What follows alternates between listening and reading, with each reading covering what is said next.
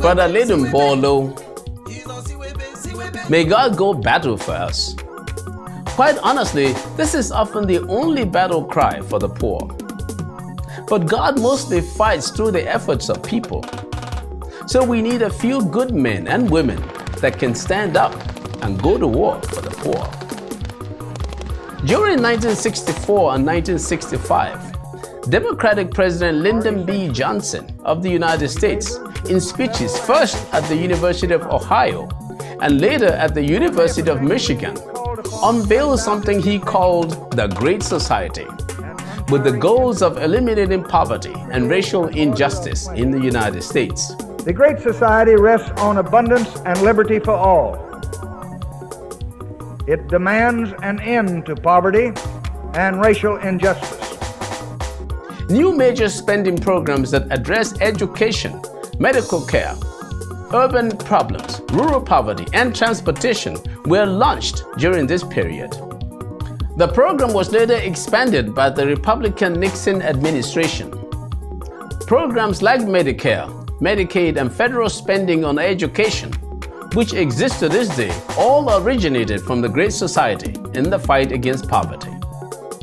In the year 2000, Nigeria's People's Democratic Party President Olusegun Obasanjo, in his own war against poverty, reviewed previous poverty alleviation programs and then created the National Poverty Eradication Program, NAPEP, to fight poverty and create jobs for the youth in programs like YES, that is Youth Empowerment Strategy, MAP, Managed Attachment Program, Keke NAPEP Transportation Program, and Affordable Microcredit.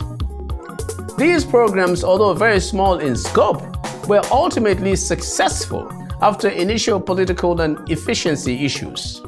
However, for inexplicable reasons, the NAPEP program was in theory scrapped by President Goodluck Jonathan, also of the People's Democratic Party.